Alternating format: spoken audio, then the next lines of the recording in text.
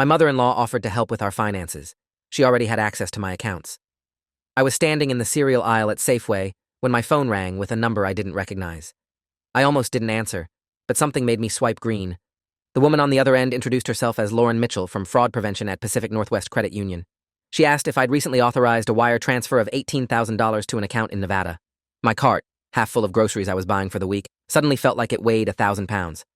I told her no, absolutely not, and she asked me to hold while she pulled up my account activity. The supermarket lights felt too bright. A kid was crying somewhere near the frozen foods. I stood there watching an old man compare cereal boxes while Lauren told me that over the past 4 months, someone had systematically drained nearly $43,000 from my checking and savings accounts through a series of transfers, online purchases, and cash withdrawals I'd never made. The floor didn't fall out from under me. Nothing dramatic happened. I just stood there, phone pressed to my ear, staring at a display of granola bars, trying to understand how my entire financial life had been gutted without me noticing. I'd been married to Rebecca for 3 years when her mother, Patricia, first offered to help us get our finances in order. We'd just bought our first house, a modest 3-bedroom in Tacoma that needed work, but had good bones, and between the mortgage, my student loans, and Rebecca's car payment, we were stretched thin. I worked as a mechanical engineer at a manufacturing plant, solid middle-class income, nothing fancy. Rebecca taught 5th grade. We weren't struggling exactly, but we weren't comfortable either. Patricia had worked as a bank manager for 28 years before retiring, and she presented herself as someone who genuinely wanted to help her daughter and son-in-law build a secure future. She was 61, well-dressed, articulate, with the kind of confidence that comes from decades of professional success. She'd raised Rebecca as a single mother after her husband died when Rebecca was 7, and she wore that sacrifice like a badge of honor. Every conversation somehow circled back to what she'd given up, what she'd endured, how hard she'd worked to give Rebecca opportunities. I respected that. I genuinely did. So when she sat us down one Sunday afternoon in our kitchen, pulled out a leather portfolio full of financial planning worksheets, and offered to help us create a budget, track our spending, and maximize our savings, it seemed like a gift. Rebecca was thrilled. Her mother had always been good with money, she said. Patricia could see opportunities and strategies that normal people missed. The first few months were helpful, I'll admit that. Patricia came over every other Sunday. She'd review our bank statements, suggest areas where we could cut back, help us understand our credit card interest rates.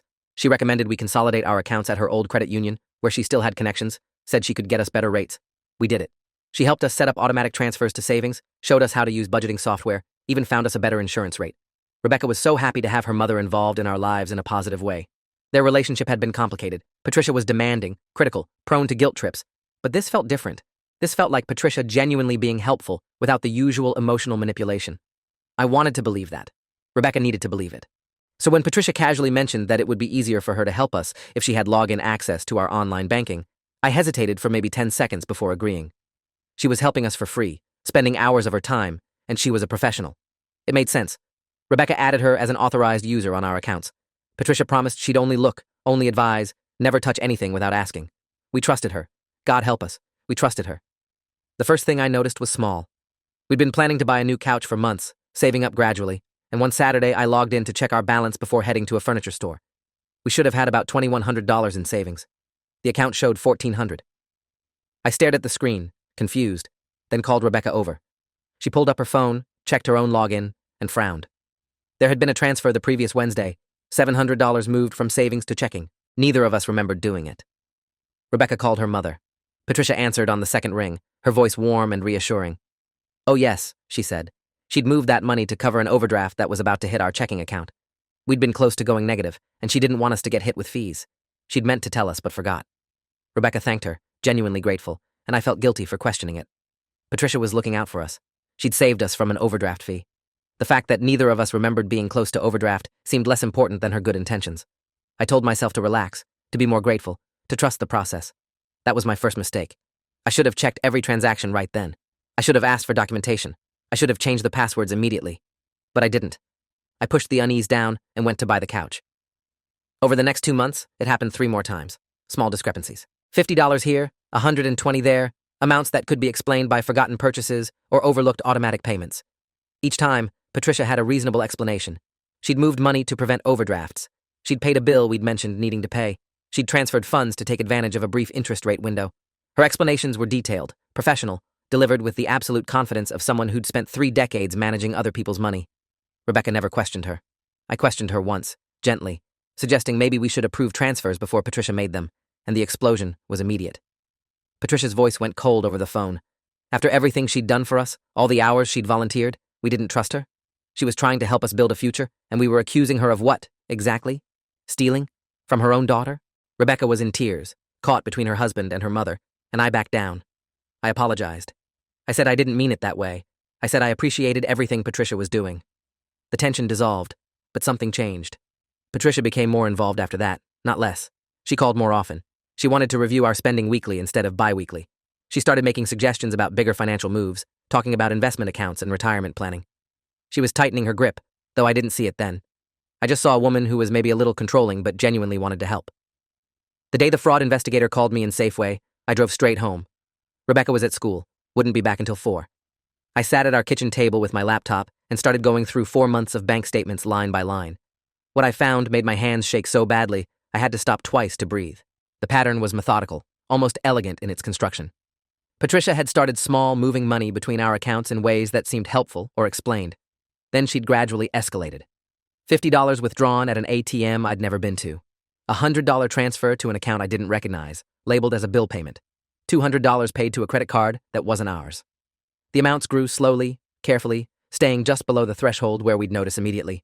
She'd scattered the transactions across weeks, mixing them with legitimate activity. Some months, she'd taken $300.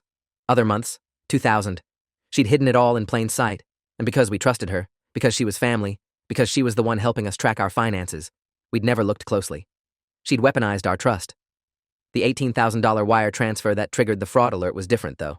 That was bold. That was endgame. I think she'd gotten comfortable, confident that we'd never question her, and she'd gotten greedy.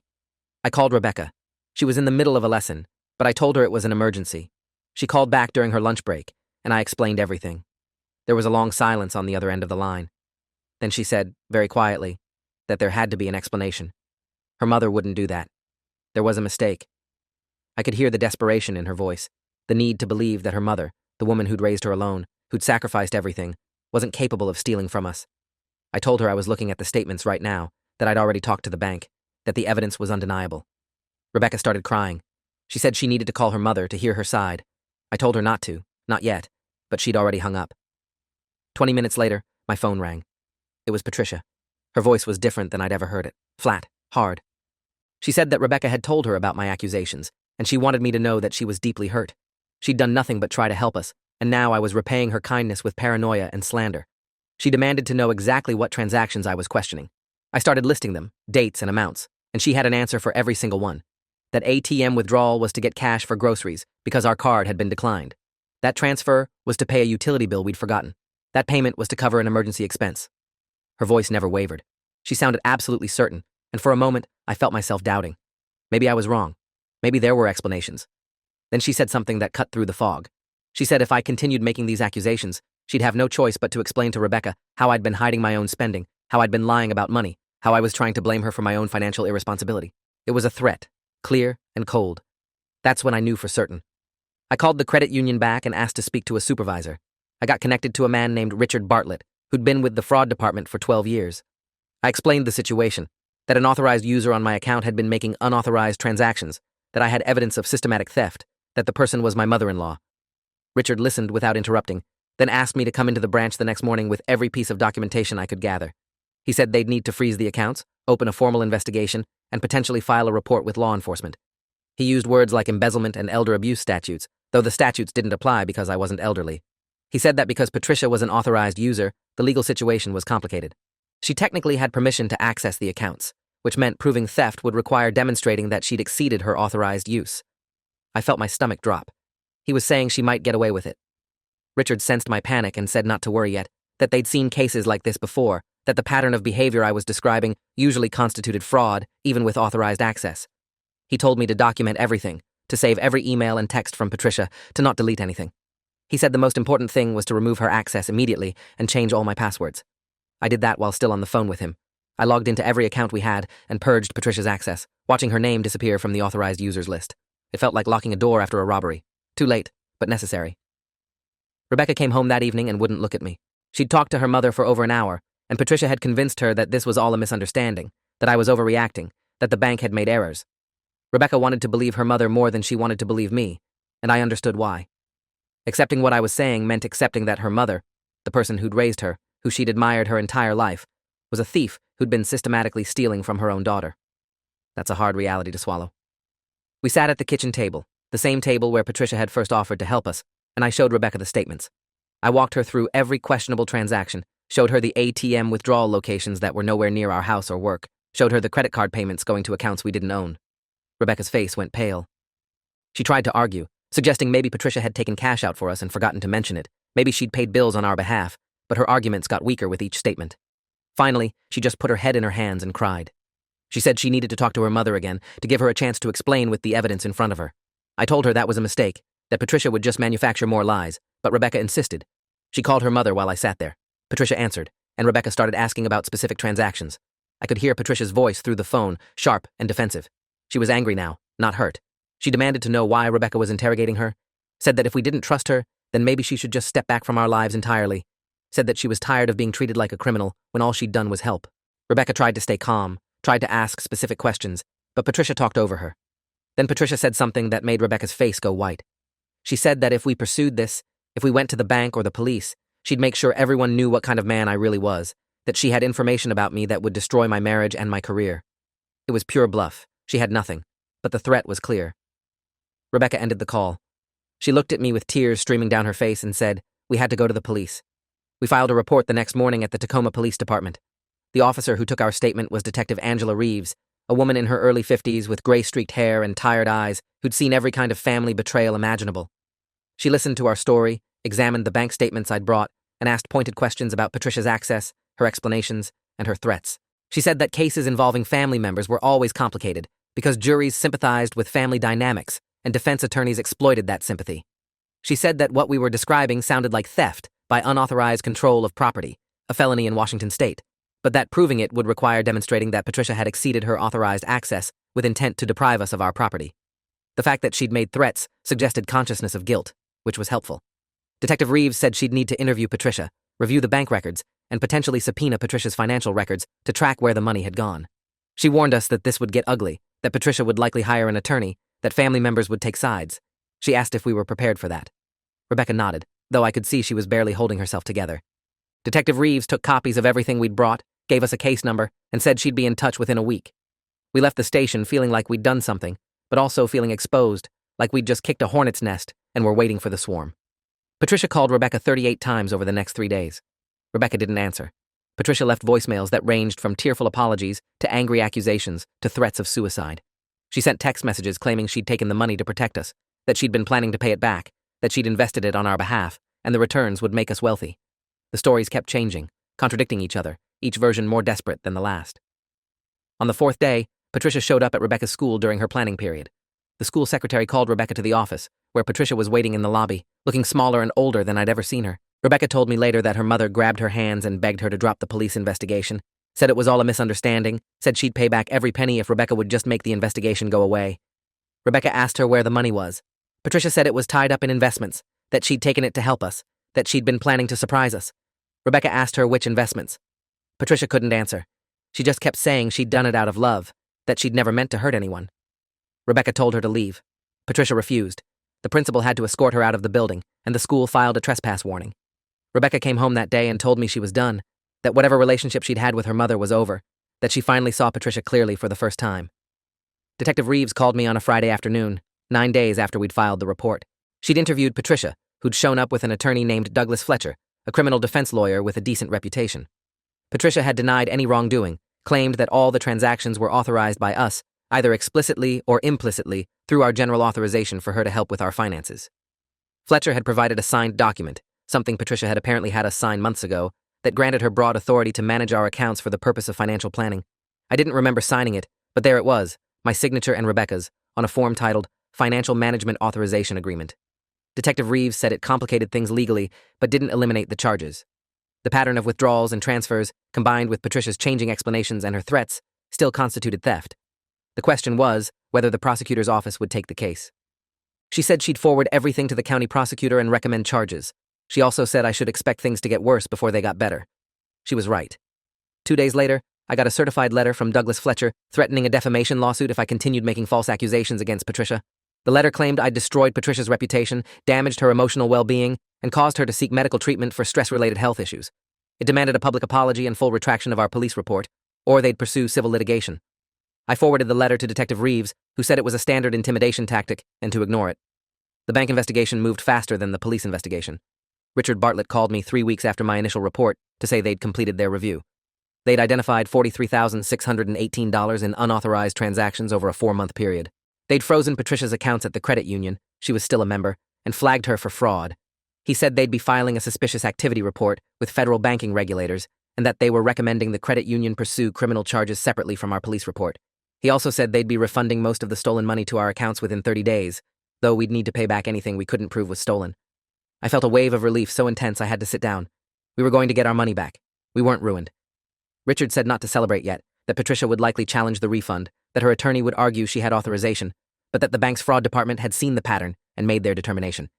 He said their decision was independent of any criminal charges, based purely on their internal review.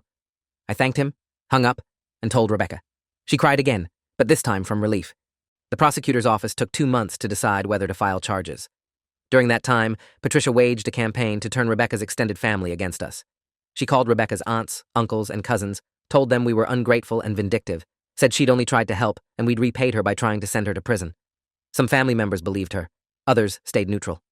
A few reached out to Rebecca privately to say they believed us, that they'd always known Patricia was controlling and manipulative, that they weren't surprised. Rebecca's Aunt Diane, her mother's younger sister, told Rebecca that Patricia had stolen from her too, years ago, but that she'd never reported it because she didn't want to tear the family apart. She said she regretted that now, that maybe if she'd held Patricia accountable then, we wouldn't be going through this now. The family fractures were painful. Rebecca lost relationships with cousins she'd been close to, people who accused her of betraying her mother. But she also formed deeper connections with family members who'd been waiting for someone to finally call out Patricia's behavior. It was a strange sorting, watching people choose sides based on old loyalties and old wounds. On a Wednesday in late September, I got a call from Deputy Prosecutor Natalie Ortiz from the Pierce County Prosecutor's Office. She'd been assigned our case and wanted to meet with us to discuss whether to file charges. We went to her office the next day, a cramped space filled with case files and legal books. Natalie was in her mid-30s, sharp and direct, with a reputation for taking financial crimes seriously. She'd reviewed the police report, the bank's findings, and the documentation we'd provided. She said she believed we had a strong case for second-degree theft, a Class C felony in Washington, based on the amount stolen and the pattern of behavior. The challenge, she said, was that Patricia's attorney would argue authorized access. They'd claim Patricia genuinely believed she had permission to manage the money, that her financial planning services included making transactions, that any misunderstandings were civil matters, not criminal ones. Natalie said she could overcome that argument with evidence of Patricia's threats, her changing explanations, and the fact that she'd hidden many transactions from us. She said the strongest evidence was the wire transfer that triggered the bank's fraud alert. $18,000 sent to an account in Nevada that Patricia claimed was an investment opportunity, but that turned out to be her own secondary account. That showed criminal intent. Natalie said if we were willing to testify, if we were prepared for trial, she'd file charges. Rebecca looked at me. I looked at her. We both nodded. Natalie said she'd file within the week. Patricia was arraigned on October 3rd. The charge was theft in the second degree. She pleaded not guilty, posted bail, and walked out of the courthouse looking defiant. Her attorney gave a statement to a local news reporter who'd somehow gotten wind of the case, saying this was a tragic misunderstanding, that Patricia had devoted her life to helping her daughter, and that the criminal justice system was being weaponized for a family dispute. The story ran that evening on a local news site under the headline, "Former Bank Manager Accused of Stealing from Family." It didn't mention our names, but everyone who knew us could figure it out. My coworkers asked me about it. Rebecca's principal pulled her aside to make sure she was okay. We became local gossip. I hated it. Rebecca hated it worse. But we'd chosen this path, and there was no turning back. Discovery began, which meant both sides exchanging evidence. Natalie subpoenaed Patricia's financial records and found that she'd deposited our money into her own accounts, used it to pay her mortgage, her car payment, her credit cards. Some of it she'd gambled away at a casino. Some she'd spent on luxury purchases, designer handbags, jewelry, a weekend trip to Vegas. She'd been living beyond her retirement income and using our money to maintain her lifestyle. When confronted with this evidence during a deposition, Patricia claimed she'd always intended to pay us back, that she'd been borrowing, not stealing. Her attorney tried to frame it as a loan between family members that had gone wrong. Natalie destroyed that argument by pointing out that loans require disclosure and agreement, neither of which had occurred. Patricia had never told us she was taking money. She'd hidden it. That wasn't a loan. That was theft. The trial was set for January. The months leading up to it were brutal. Patricia hired a private investigator who showed up at my workplace, asking my co-workers questions about my character and my marriage. She was looking for dirt, anything she could use to discredit me. She found nothing, but the harassment was constant. Patricia sent Rebecca a letter claiming she had cancer and only months to live, begging Rebecca to drop the charges so she could die in peace. Rebecca called Patricia's doctor. We'd found his information in old papers Patricia had given us, and he confirmed she had no cancer diagnosis. It was another lie. Patricia also tried to contact our mortgage lender, our insurance company, anyone connected to our finances, claiming she was helping us and needed access. We had to place fraud alerts on everything. It was exhausting, constantly defending against someone who was supposed to be family. Rebecca started seeing a therapist, Dr. Monica Hernandez, who specialized in family trauma. Dr. Hernandez helped Rebecca process the betrayal, the grief of losing her mother, and the guilt she felt for prosecuting her. The therapist said that what Patricia had done was financial abuse, a form of domestic violence, and that Rebecca was a victim, not a villain. That reframed everything for Rebecca. She'd been carrying shame, feeling like she was the bad daughter for turning in her mother. Dr. Hernandez helped her see that protecting yourself from abuse isn't betrayal, it's survival. The trial lasted 4 days. Natalie called Rebecca and me as witnesses first. We testified about trusting Patricia, about giving her access to help us, about discovering the theft. Patricia's attorney, Fletcher, tried to make me look paranoid and controlling during cross-examination, suggesting I'd manufactured the fraud allegations because I wanted to cut Patricia out of our lives. I stayed calm, stuck to the facts, and let the evidence speak. Natalie called Richard Bartlett from the bank, who explained the fraud investigation and the pattern of unauthorized transactions. She called Detective Reeves, who testified about Patricia's changing explanations and threats. She called a forensic accountant named James Wu, who'd traced every dollar Patricia had taken and shown where it went. Mortgage payments, casino deposits, luxury purchases, cash withdrawals. The accountant's testimony was devastating.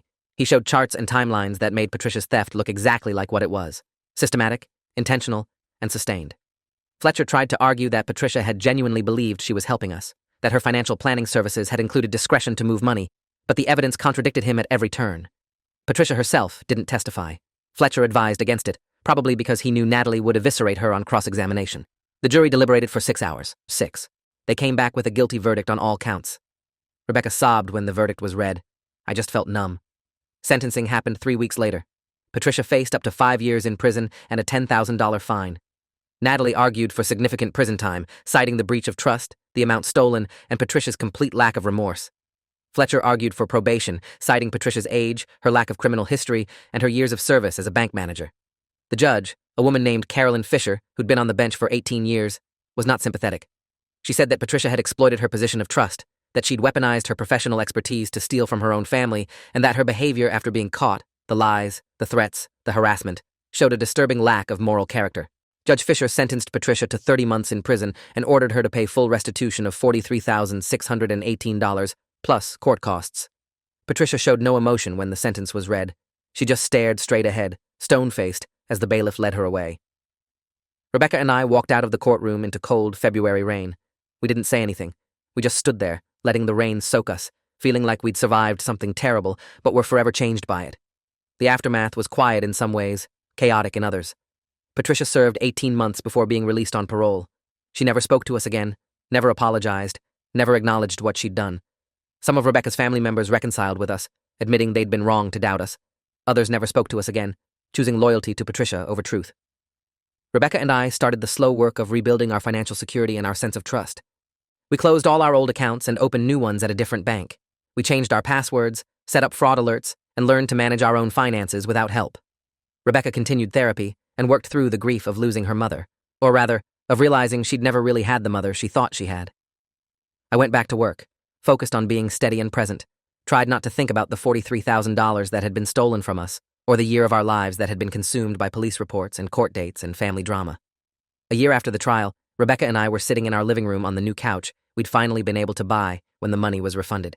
She was grading papers. I was reading. And she looked up and said something I'll never forget. She said that her mother had taught her the most important lesson of her life, just not the one Patricia intended. She said she'd learned that trust has to be earned, not assumed. That family doesn't excuse betrayal. That sometimes the people who claim to love you the most are the ones most capable of hurting you. And that protecting yourself isn't selfish, it's necessary. I asked her if she regretted reporting Patricia to the police. She thought about it for a long time, then said no. She said that letting Patricia get away with it would have taught her that she didn't deserve protection, that family loyalty meant accepting abuse. She said pressing charges was the first time in her life she'd chosen herself over her mother's expectations, and that even though it hurt, it was the right thing to do. I told her I was proud of her. She said she was proud of us both. Sometimes I still think about that day in the Safeway cereal aisle when the fraud investigator called, how my whole world tilted in the space of a phone call, how I'd stood there with a cart full of groceries I never bought, trying to understand how someone we trusted had systematically dismantled our financial security while pretending to help us build it. I think about all the red flags I ignored, all the times I rationalized away my suspicions, because confronting them meant confronting an ugly truth. I think about how easy it is to steal from people when they trust you, how trust is both the most valuable thing we have and the most dangerous thing we give away. Patricia taught me that. She also taught me that some people view kindness as weakness, that they interpret trust as permission, and that they'll take everything you have if you let them. I didn't let her. Rebecca didn't let her. We fought back, and we won. The cost was high. Family relationships destroyed, a year of our lives consumed by legal battles, emotional scars that will probably never fully heal. But we got justice. We got our money back. We got our lives back. And Patricia got what she deserved. She told everyone she was trying to help us. The truth is, she was helping herself. The only difference is that eventually, everyone knew it. If you enjoyed this, you'll definitely want to see the next ones too. So subscribe now and let me know your take in the comments.